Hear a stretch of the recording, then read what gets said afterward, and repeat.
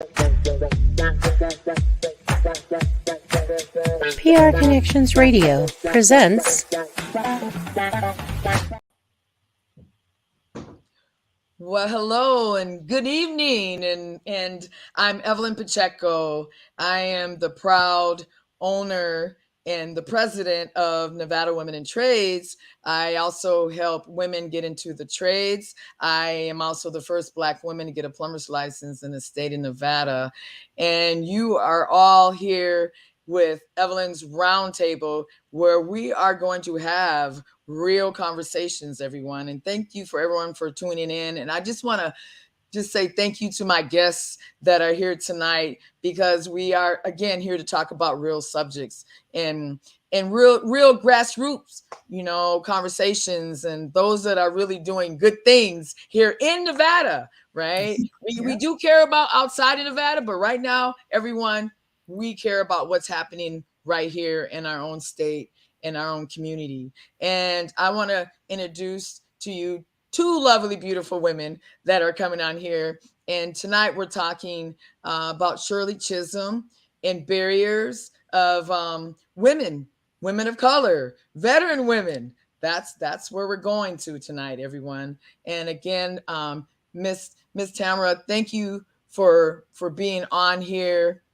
Shaquilla, thank you for being on here. I just love my queens. My queens are on here. So, Ms. Tamara, can you please start off the conversation about Shirley Chisholm and your perspective? Well, actually, please tell a little bit about you. We just went right into it, huh, ladies? Sorry. But you just introduce yourself. I know, y'all. I just want to get to the meat and potatoes and everything, right? So can you please just tell the audience a little bit about you and where you came from, and then get into what we need to talk about? Me first?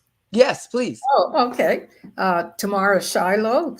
Actually, I'm from Richmond, California.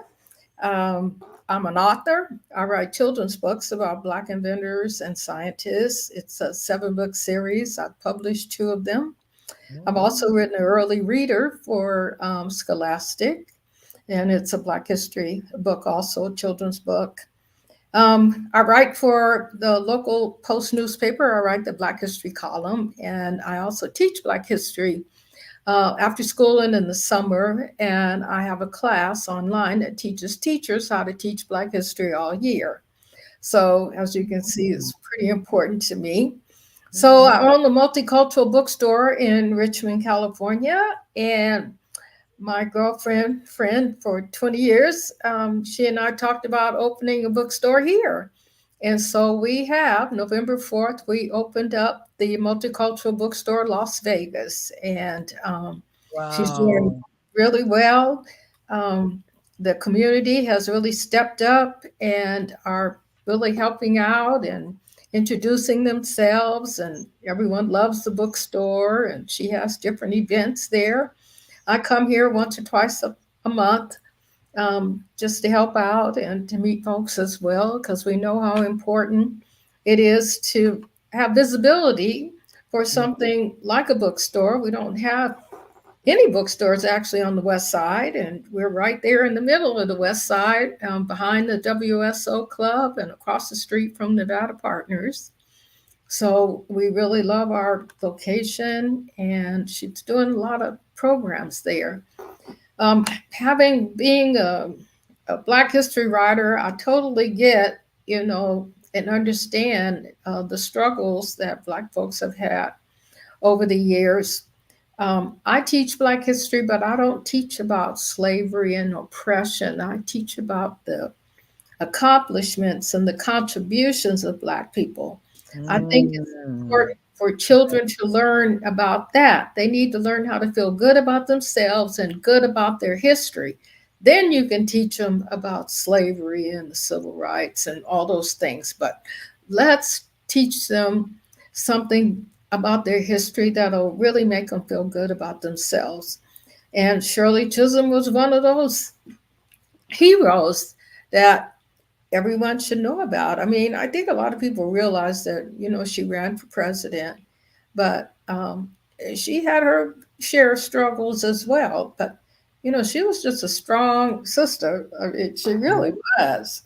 Yes. But most Black folks who have made changes, who've done some incredible things, it wasn't easy.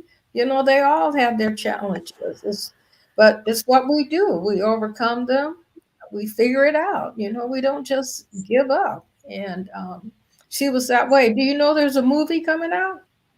Yes, I actually, just, I do. I just learned that today when I Yes, was talking to Regina. someone about it. Yes, Regina King Yeah. is starring as Shirley Chisholm, and actually, I think next month, Dr. Sandra Crosgrove is going to be playing the movie at CSN Community College at the Cheyenne campus. Oh, Um, okay. so it's actually, and I'm definitely, I can't, I know it's next month on a Friday. I know Well, that part. it I'll get comes the out exact on the time. 22nd. It said March 22nd is when Netflix starts showing. Yes, and that's when we're gonna see it and it's gonna be nice because it'll be at the community college in a big, a big room, and I'm Oh, definitely gonna be there. And oh, and I'm glad Regina King, oh my right? gosh. I saw the Is trailer. Oh my goodness. She's incredible. oh, she's something, She's doing right? such a good job. Yeah. Yes. So some of the things that you said that you are a history person here, the one that between all three of us can really give us some history. What are some of the barriers that she had to deal with stepping up into this seat? Right. I mean, that was a big step up. Well, just being Black woman. Okay, let's start there. Oh, Okay, they never expected her to do that. That was the other thing. Everybody, Black people too. Everybody was surprised that she did that. But there were so many firsts that she accomplished. I mean, she was the first congresswoman. And I mean, you just think about it. It was the 1970s. They weren't thinking about Black people doing anything like that, especially women. But women, we've always had to step back, you know, um, yes. just by nature of men, period. Black men too. Yep. So, she surprised a lot of folks, but what's that slogan of hers? But shucks, I meant to remember it. All about the boss. But say it again.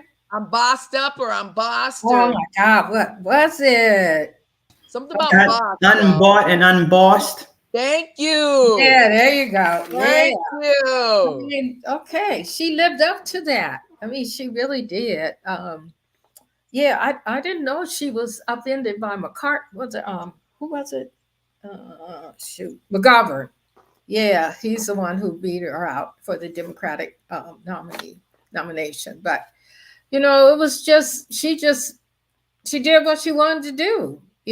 She knew already what she was headed for. She knew there was going to be problems just because she was a woman. And then Yeah. being a Black woman on top of that and smart.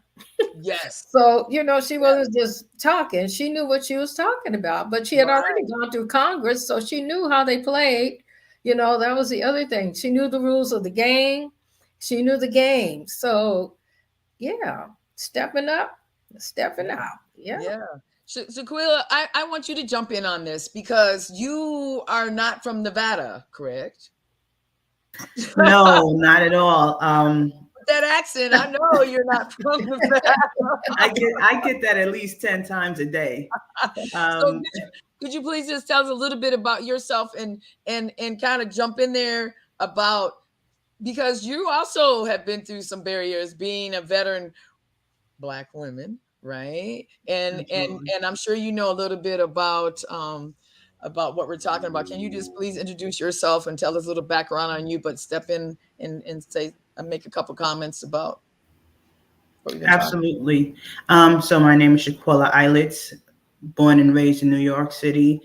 Um, what else? I've been in Las Vegas for the past 6 years as an educator. I've also spent 9 years in the United States Army Reserves back in New York. Um, yes, thank you. I originally from Harlem, New York, so a lot of history there. Mhm. And gosh, what else? I think that's. I mean, think that those are hard So, facts. so how are, but again, back to the barriers part, Right. because there's always Oh my challenges for us goodness. Black women, I right? There's mean, always. So the challenges, were there any challenges that you are of course. recently going through, we can say, I or mean, or anything about Shirley Chisholm? one thing I want to bring up about this incredible woman is that not only do we not know enough about her, but we do not know enough about the legislation that she's passed and how she was the first, in many respects, first woman to advocate for reproductive rights. Um, and while her time in the United States government, she also was the first to advocate for the rights of domestic workers and that they can get unemployment benefits. She also was the first woman to really advocate for a black judge in Brooklyn to become a judge. And so she was behind her community. She advocated for childcare. She advocated for education. And like Miss Shiloh, is that correct? Miss Shiloh Yes. said, when people wasn't doing that, we're talking about reproductive rights right now in 2024, which is important to our um our rights as women and as human beings. But she was doing it 50 years ago as a black woman. Yeah.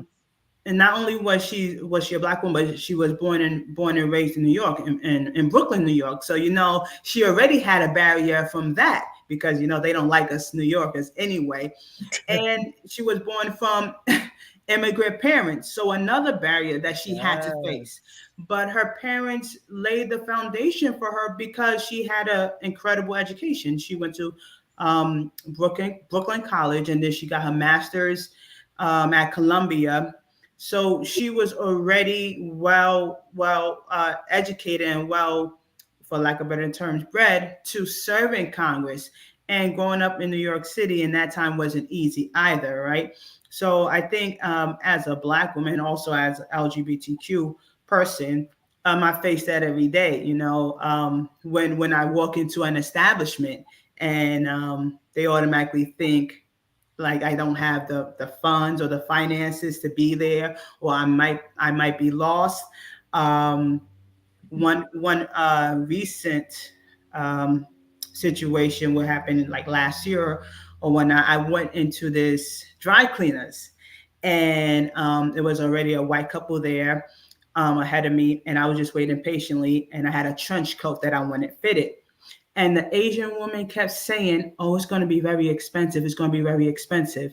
If you want this, it's going to be very." She just kept saying it over and over. I said, "Okay, that's fine." And while she's, doing the measurements for me, "Oh, I'm going to have to do this and do that. It's going to be a lot of money."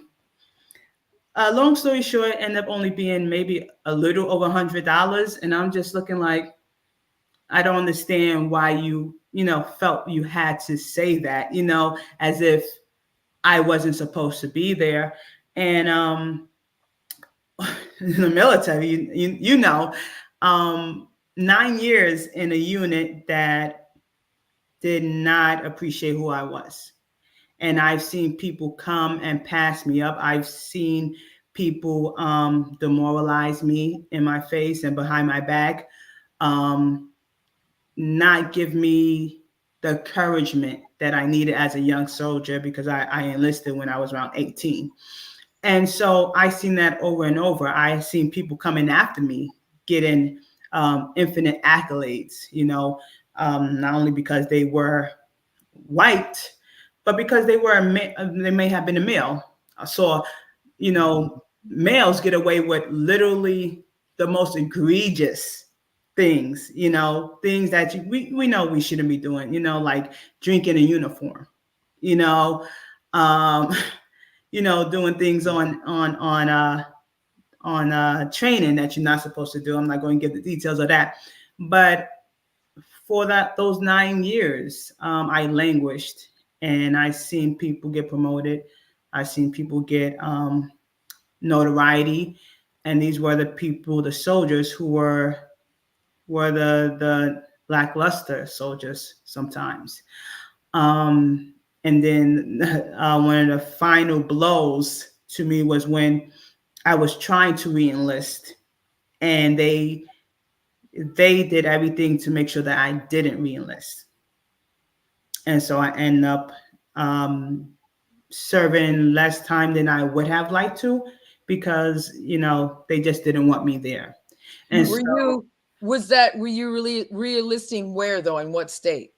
New York, Okay. New Okay. York.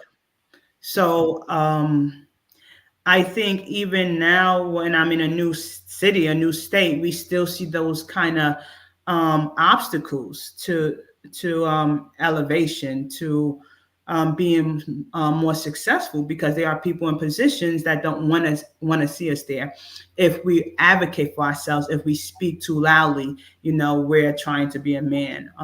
Or we're, a B word, if we speak too softly, we're timid and unsure. There's never a balance of where we could be to be accepted.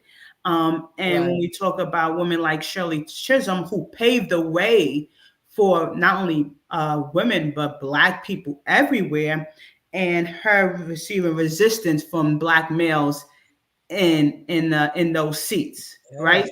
So I think it's important to know that Black women have led the way behind the scenes and not received the proper dues for everything that we've done and continue to do that benefits all of society. Right. I Touche. agree with you.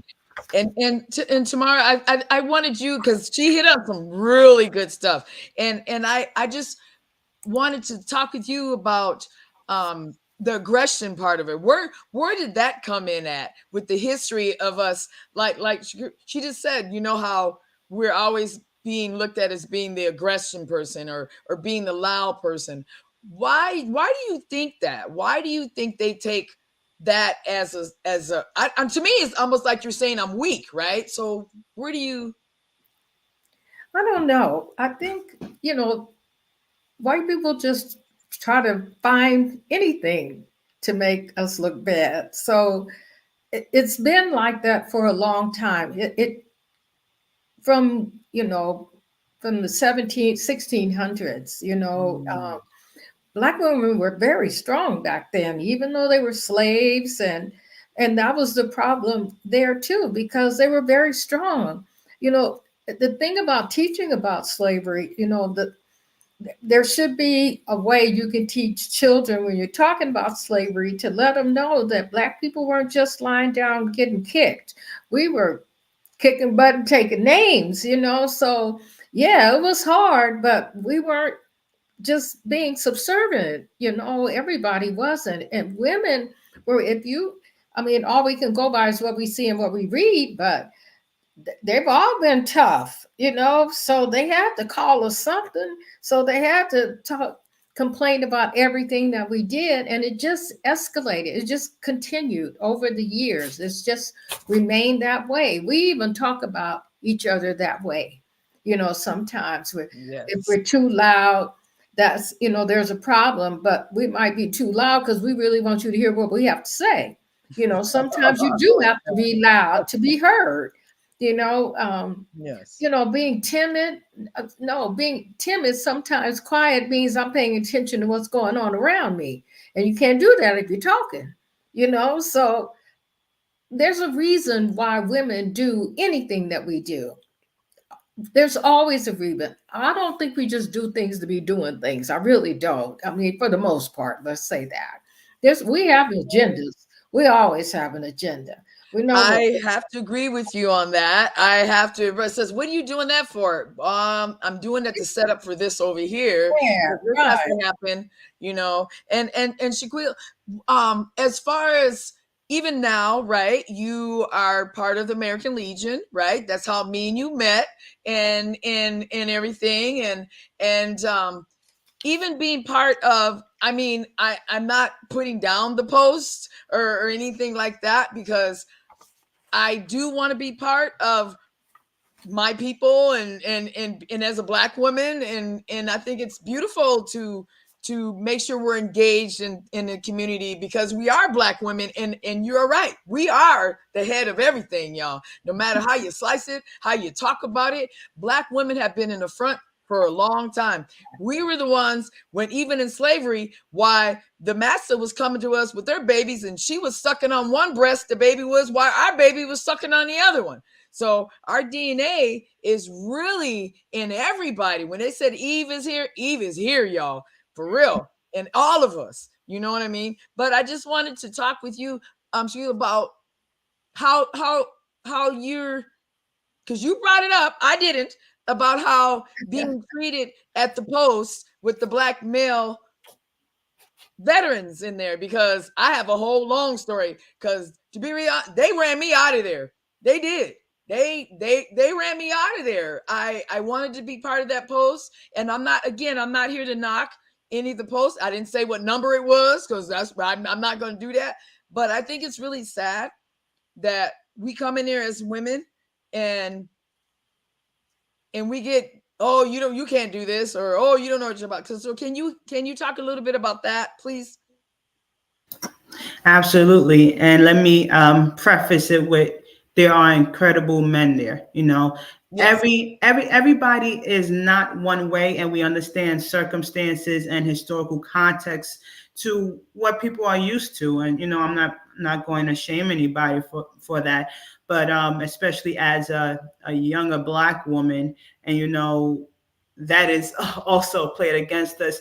There's this idea that, again, talking too much, talking too loud. When I talked about Americanism and what it means in the current atmosphere, where we're continuously being targeted as Black people, or we're continuously being targeted as Black, LGBT, and or women, and how we have been on the forefront of all America's conflicts, and how we have made a difference in the victories, Black people. Even what's the woman's name? Cathay.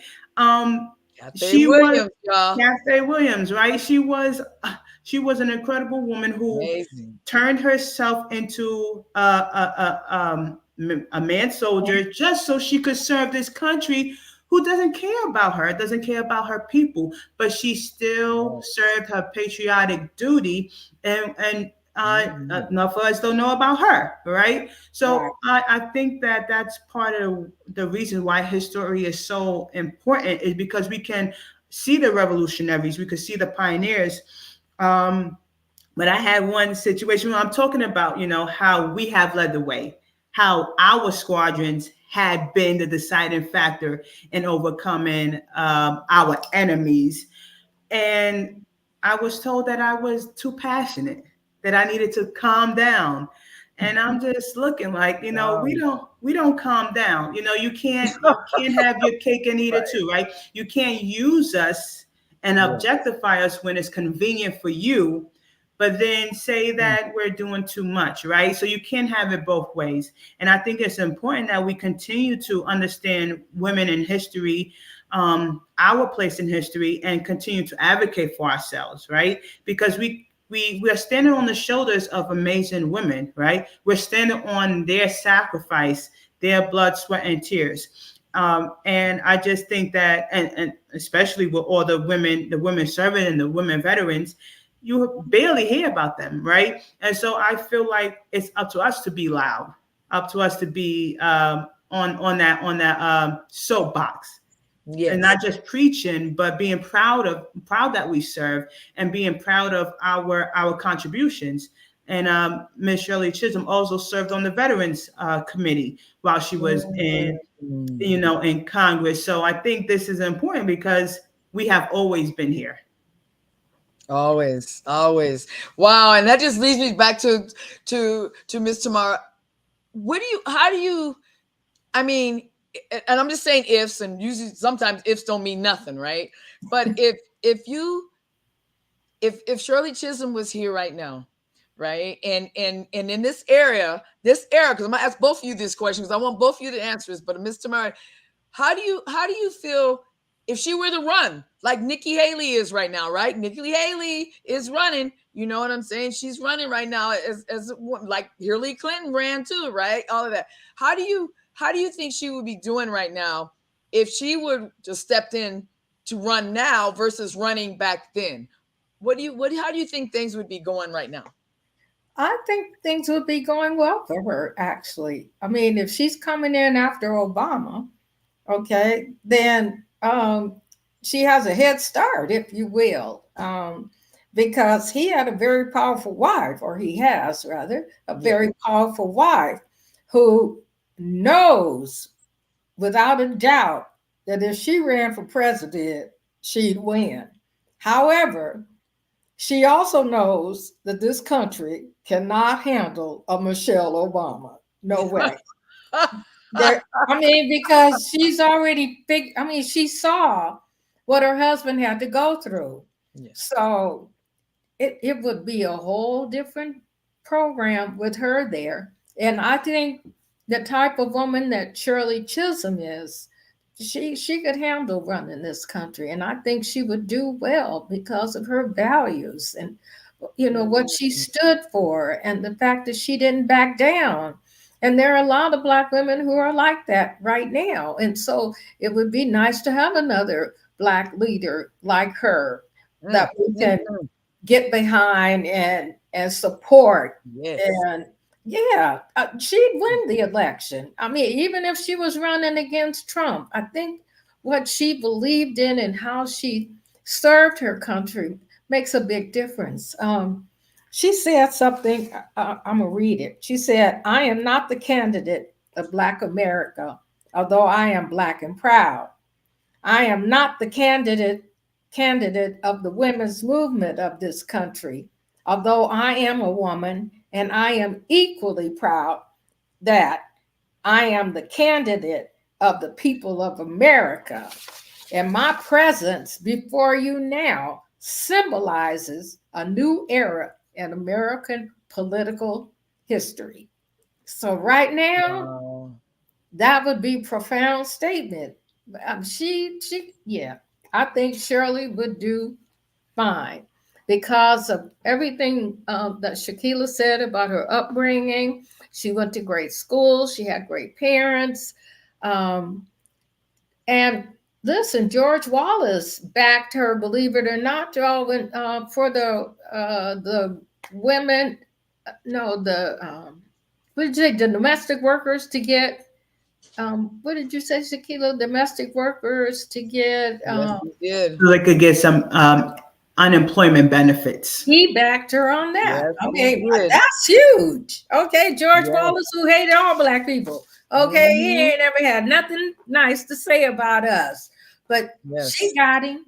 She sure did. Yes, she got him, and I read something about that. They think that hurt her too with others, right? It might have helped on one side, but they're saying how the Democrat, I'm just gonna say it, the Democrats and some of them did not like that part right there and didn't support her a lot after. But to me would think it'd been great, right? I mean, you got both sides over here, you know. But sometimes we are our own worst enemy. I mean, and sometimes we have to sit back and remind folks that, it takes a village and a whole village of Black folks for us to be successful. Black Wall Street was serious. I wish we had them all over this country. I mean, we do. I mean, we need to take our own, and they keep forgetting that, because that's when we were successful. Think about it. Everything they burnt down is because we were successful. And so all them towns, right? Back Florida, Redwood. What was that one?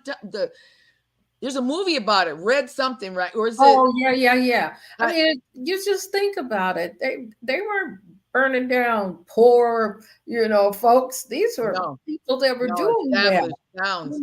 So we need to keep thinking about how we need to think about getting our own and supporting our own.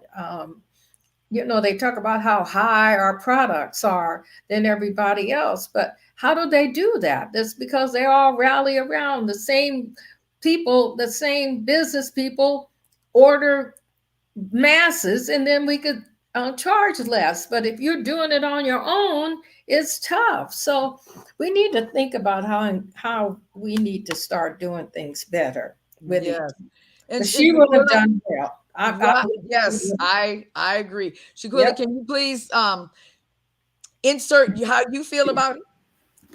Absolutely, I agree. Mr. Chisholm would have been a very strong candidate today. Going back to the quote, she wasn't a candidate for one group of people, and her challenges as a Black woman growing up in the city and having her schooling, she already had everything America could throw at her.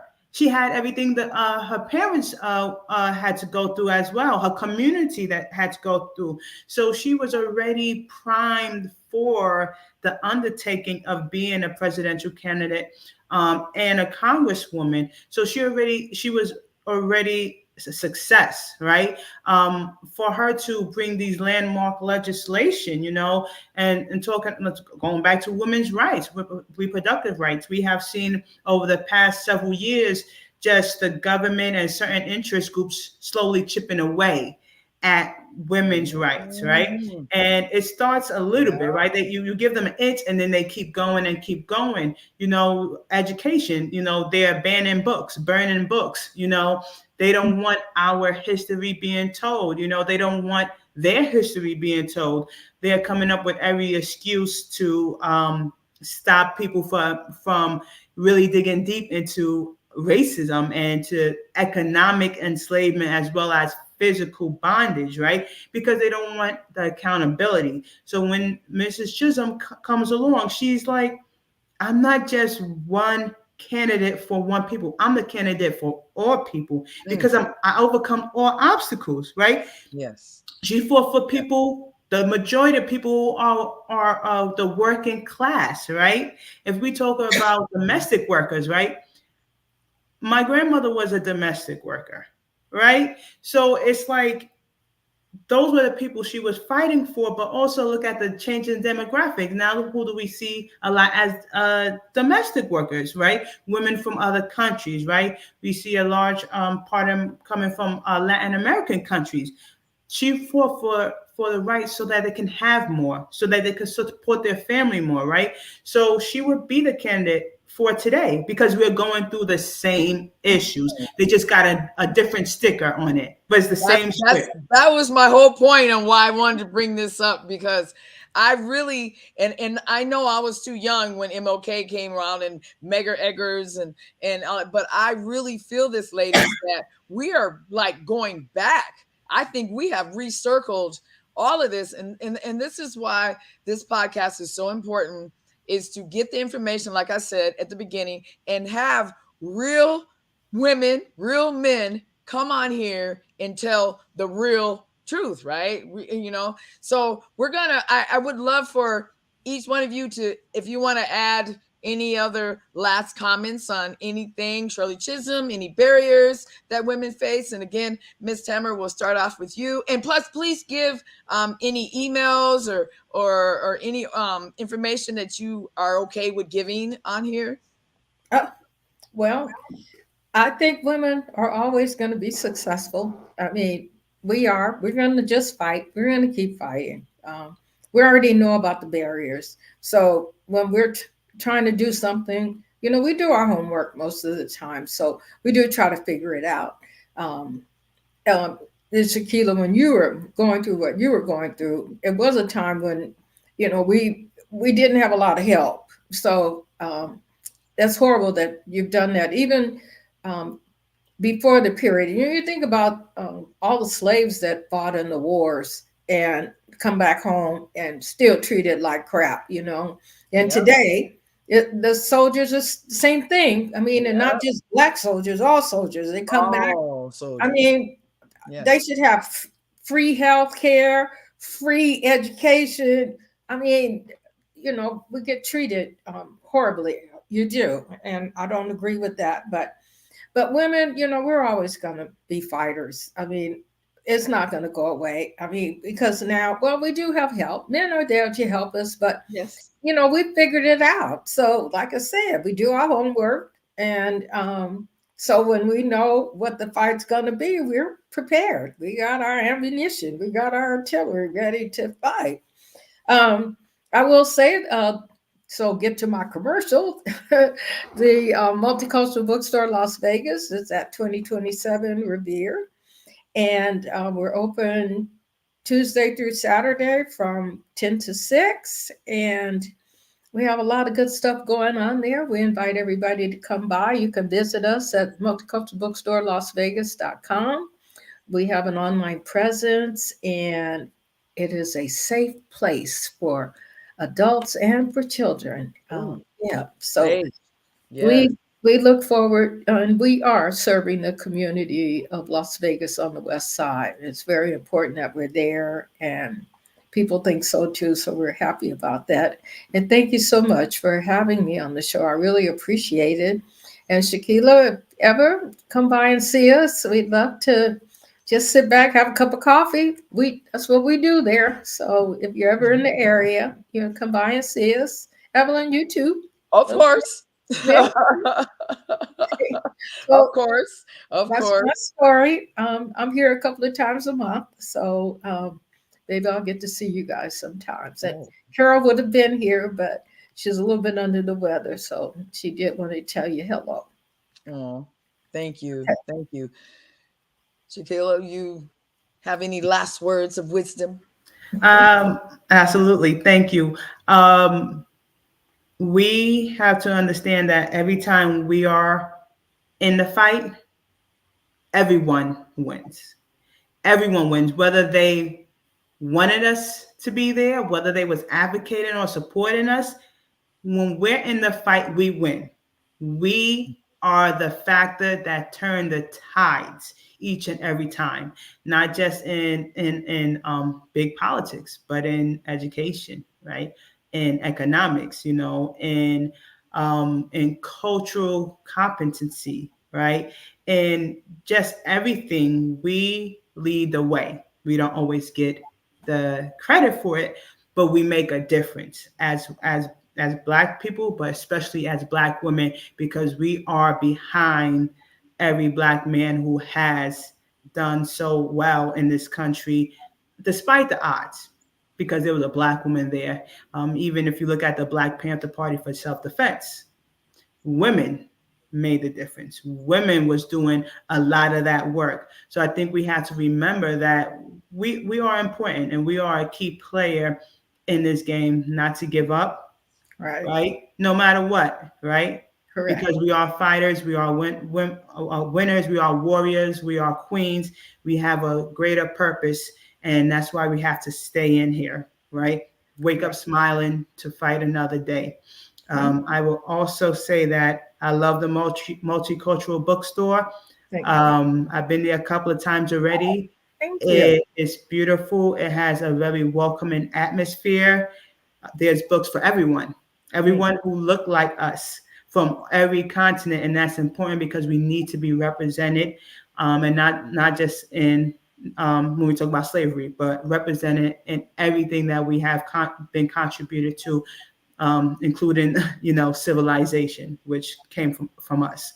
So that is my last words, and I thank you, Ms. Evelyn, for having me here, as well as providing us a opportunity and a platform to support us in the advancement of our entire human community and American country.